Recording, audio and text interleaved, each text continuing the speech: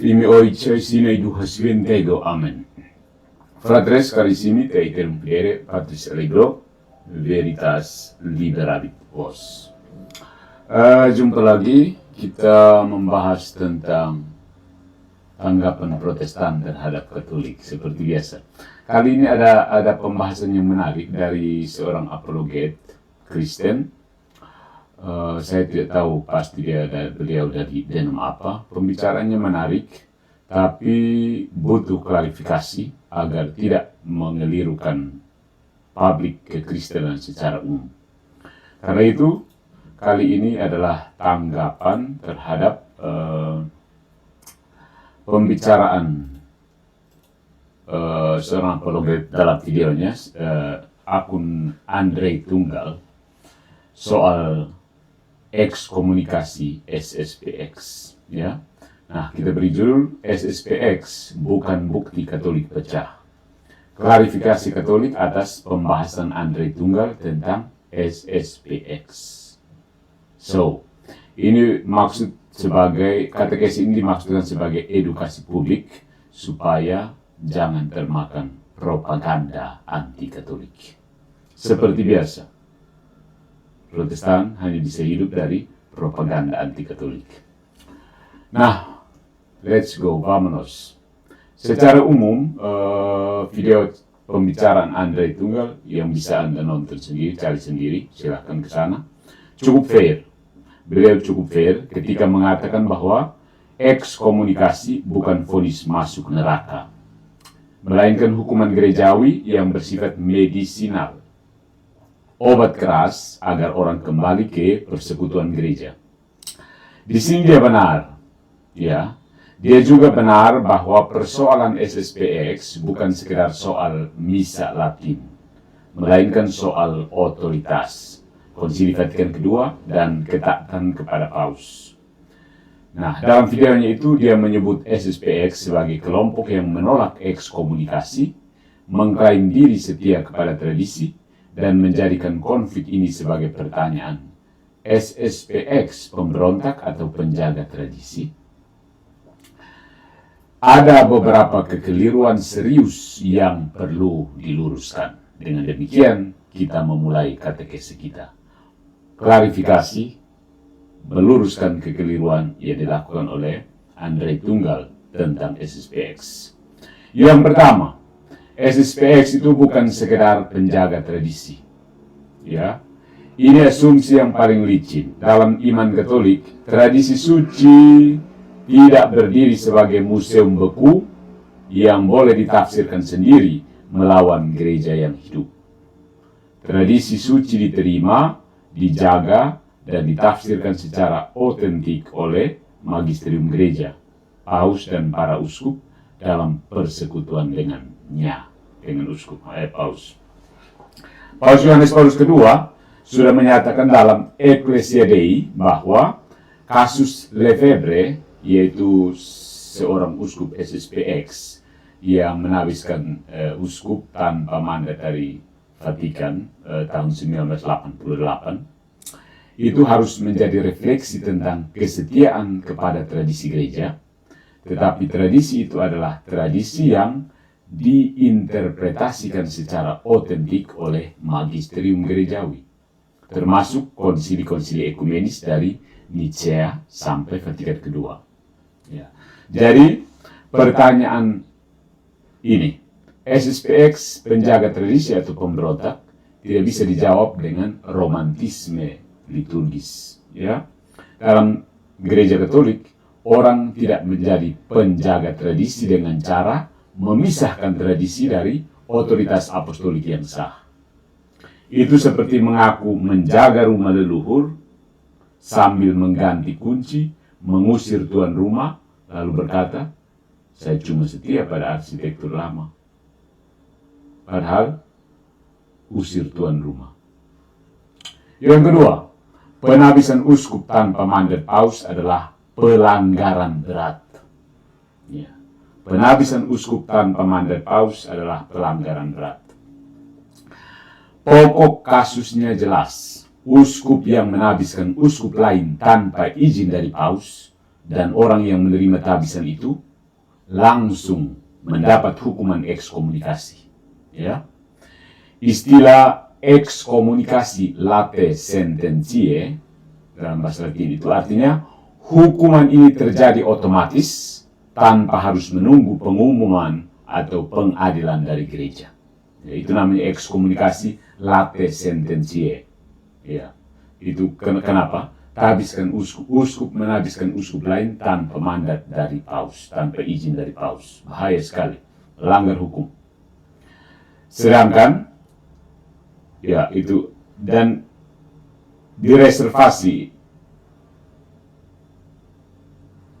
hukuman ekskomunikasi ini, itu hanya menjadi privilege dari takhta apostolik. Artinya direservasi kepada takhta apostolik istilah hukumnya.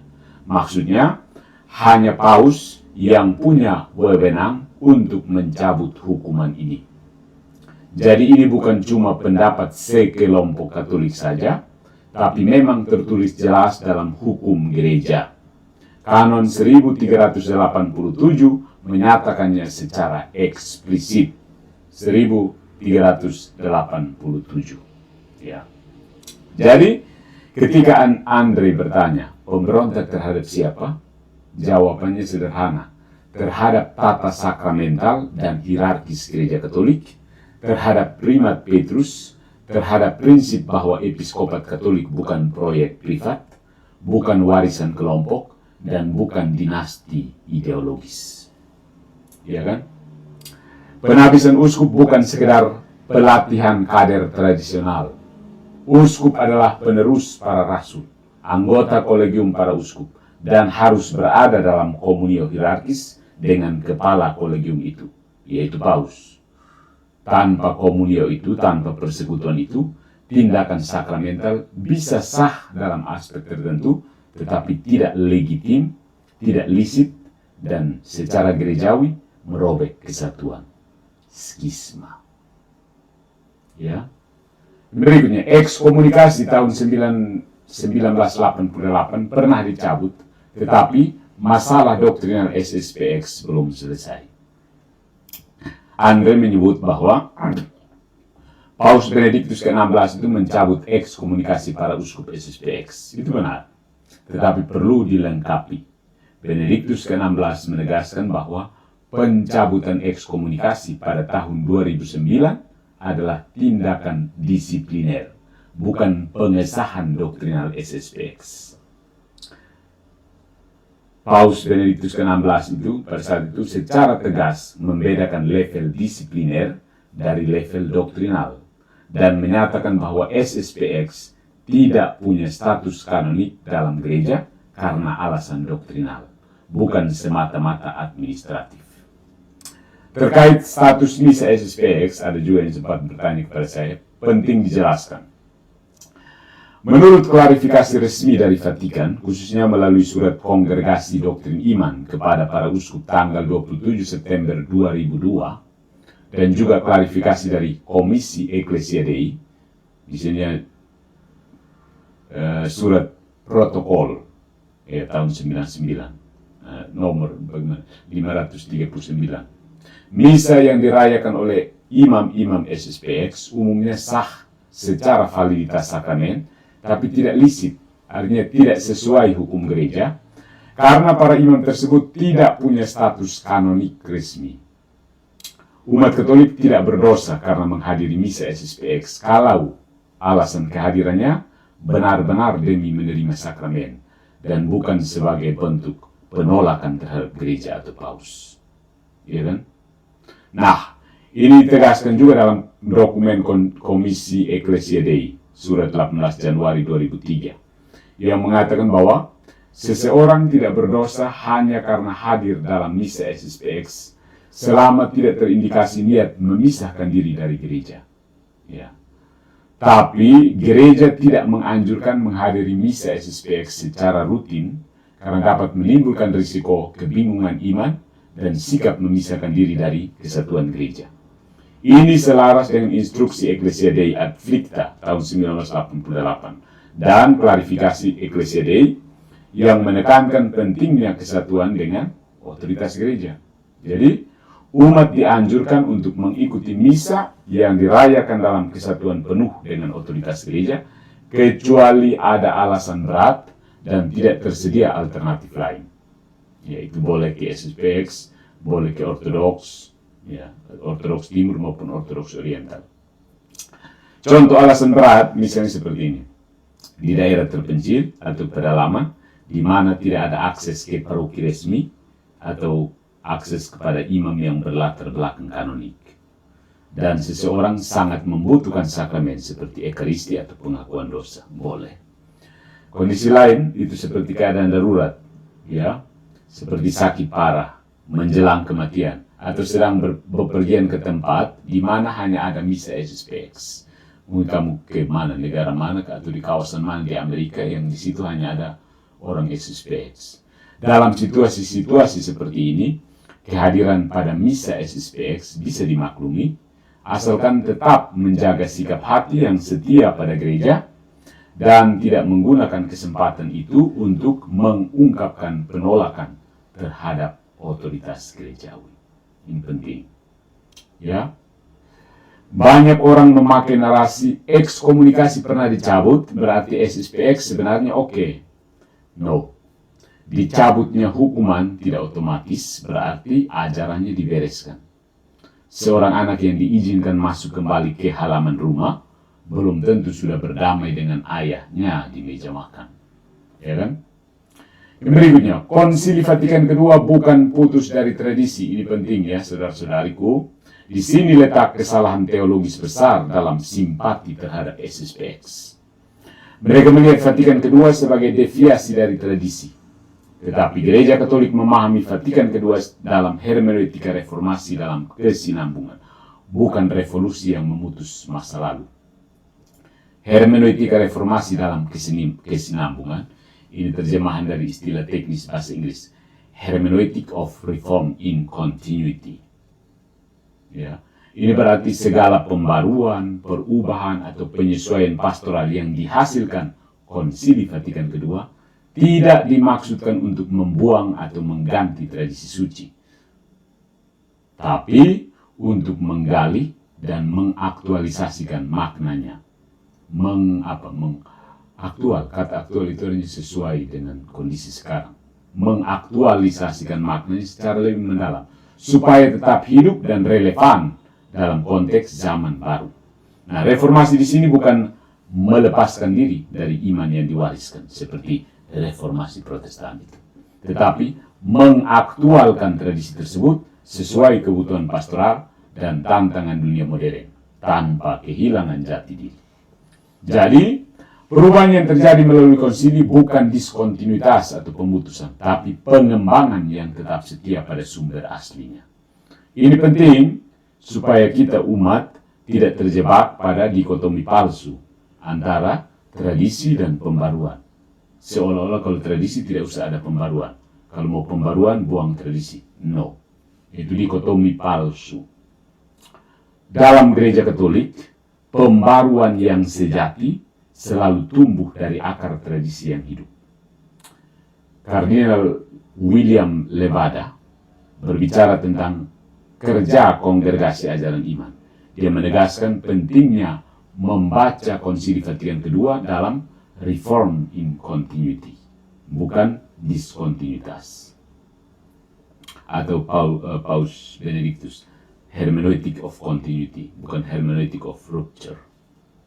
Hermeneutik terputus, hermeneutika yang berkesan.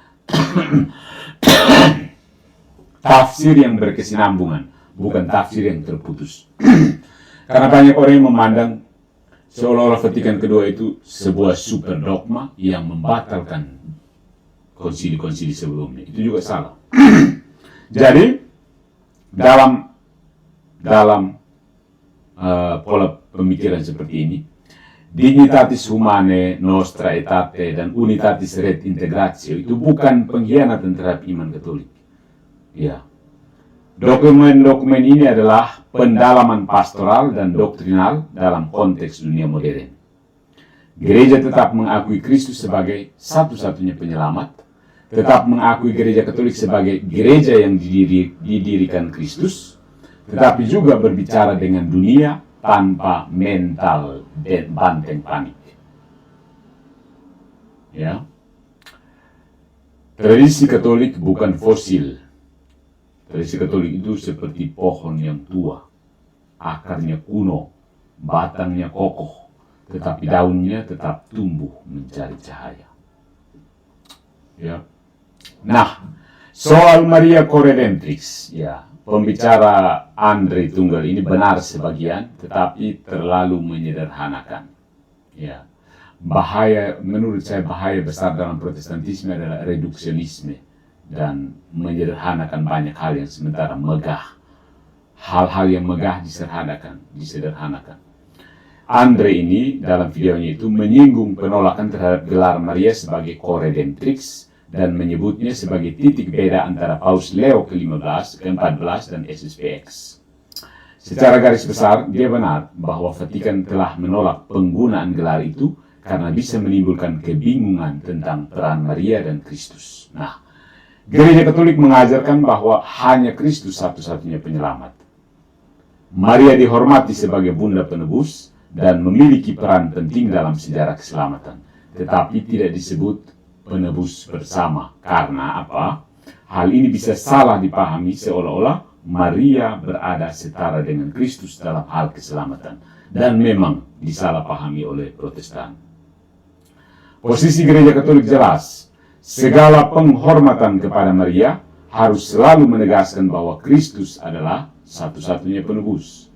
Nah, penegasan posisi resmi gereja ini bisa ditemukan misalnya dalam Lumen Gentium nomor 62-63, Redemptoris Mater dari Paus Yohanes Paulus II nomor 39-40, dan juga klarifikasi Paus Fransiskus pada tahun 2019 yang menolak definisi gelar Coredemptrix bagi Maria. Ya, jadi dengan menyebutkan bisa mencari tahu dari hal-hal seperti ini, dokumen-dokumen resmi gereja seperti ini, membaca sendiri, bukan mendengarkan celoteh orang di luar gereja. Kita bisa menelusuri sendiri sumber dan posisi resmi Gereja Katolik terkait dengan isu Coredemptrix, ya kan? Nah, yang membagongkan adalah Andre Tunggal memang keliru kalau dia memberi kesan bahwa ini berarti Gereja Katolik mengurangi Maria atau mengoreksi devosi Katolik secara Protestan. No, gereja tetap mengakui Maria sebagai Bunda Allah, Bunda Penebus yang secara unik bersatu dengan karya Kristus. Lumen Gentium menyebut Maria Mother of God and Mother of the Redeemer. Bunda Allah dan Bunda Penebus, ditebus oleh jasa putranya dan terikat secara erat dengan dia. Jadi, gereja menolak istilah yang rawan disalahpahami, bukan menolak peran Maria. Jadi, istilah Coredemptrix-nya ditolak. Ya, esensi Coredemptrix-nya tetap ada. Maria bukan penebus bersama yang sejajar dengan Kristus, tetapi Maria juga bukan perempuan biasa yang hanya dipakai sebentar, lalu dilupakan. Ingat, kata dipakai, ini konotasi untuk orang NTT itu buruk. Jadi kalau pakai perempuan, apakah Tuhan pakai perempuan? Tuhan pakai perempuan kan? Tuhannya Protestan, iya. Iman Katolik tidak jatuh ke dua jurang.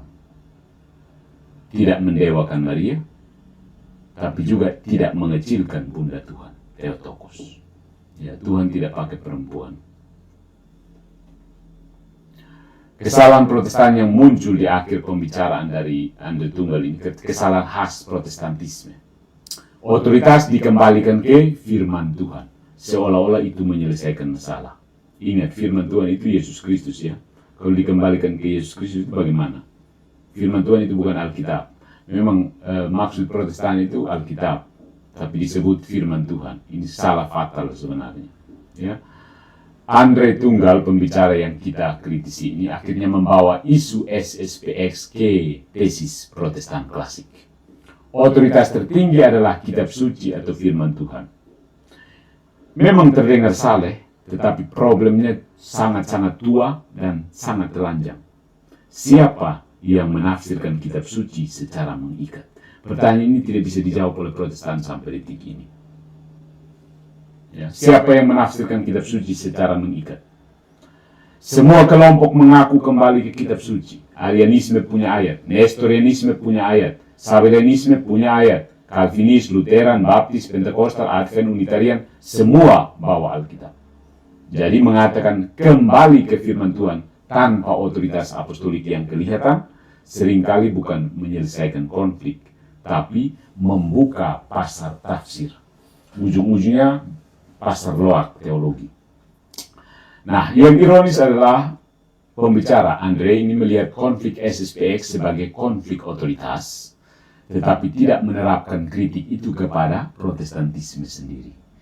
Ya, dalam Katolik, gereja Katolik, kalau SSPX menafsirkan tradisi melawan magisterium, dia jatuh ke private judgments tradisionalis.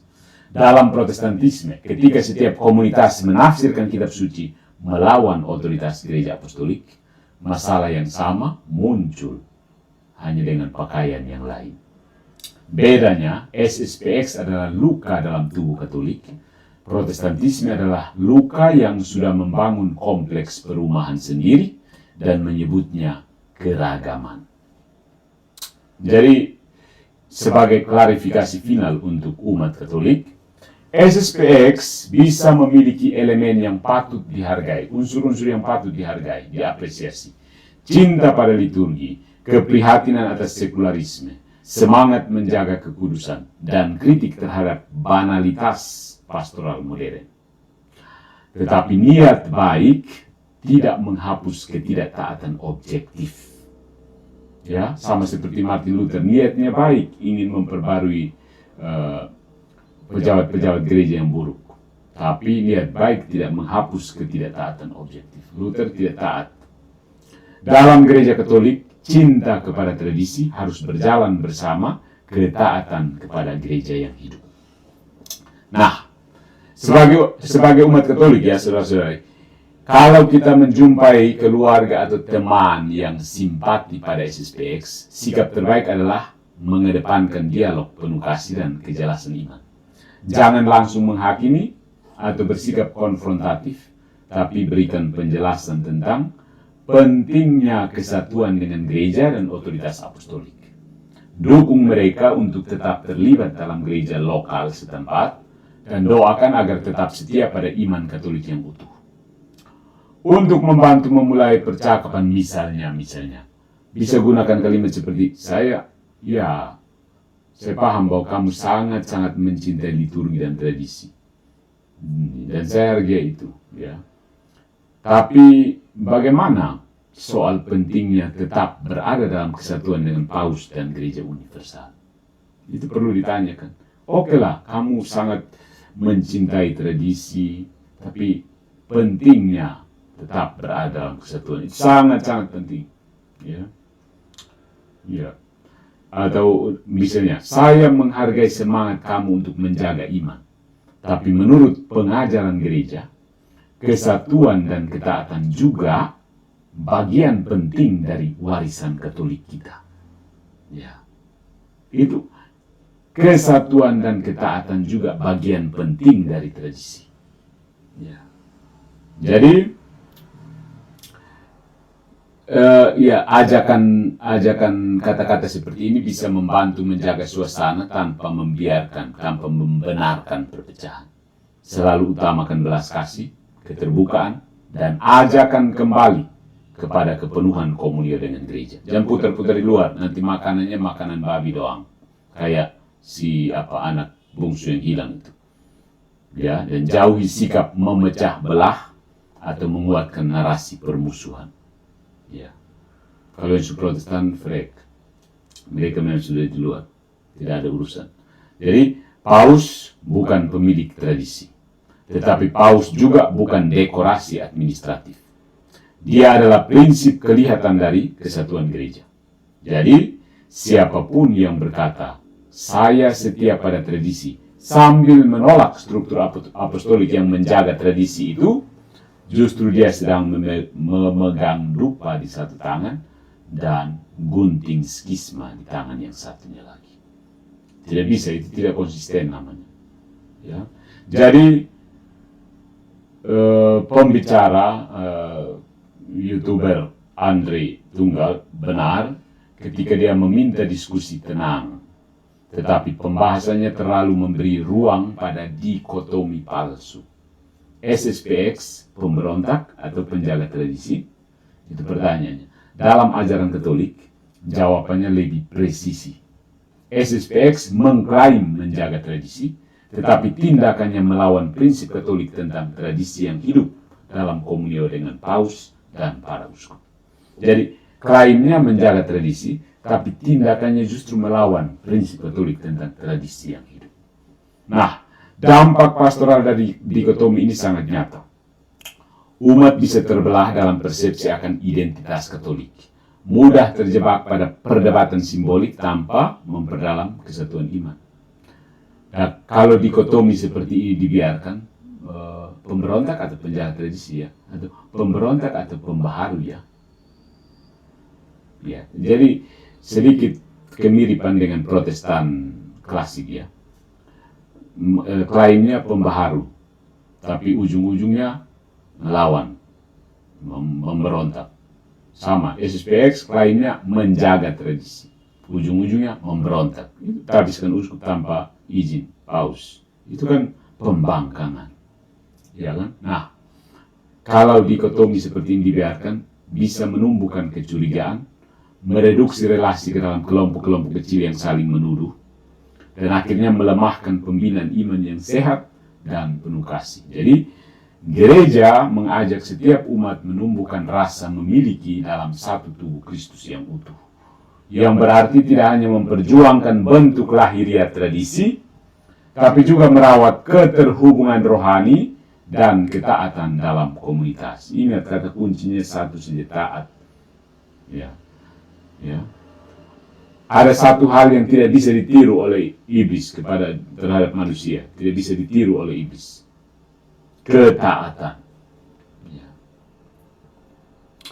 Menghadapi perbedaan dan ketegangan seperti ini, pastoral gereja menekankan pentingnya membangun dialog yang menyembuhkan, pembinaan iman yang mendalam, suasana saling percaya untuk menjaga persatuan sebagai saudara seiman, bukan rival atau lawan.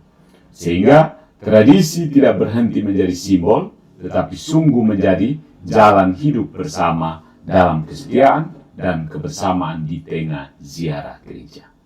Saudara-saudara, tradisi tanpa magisterium itu menjadi nostalgia doang. Magisterium tanpa tradisi menjadi birokrasi kosong. Gereja Katolik menolak keduanya, tradisi tanpa magisterium atau magisterium tanpa tradisi.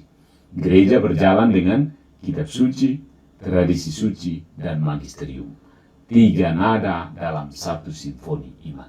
Seperti akor tonika, do, mi, sol, kokoh. Bukan solo. Ini simfoni. Bukan sola. So, keep calm and stay away from tata cara putar balik, putar beliuk Protestan untuk membenarkan diri. Padahal itu bidatnya Katolik. Bidat abad ke-16 yang seperti benalu tetap bertahan hidup dengan mengisap makan dari pohon Katolik.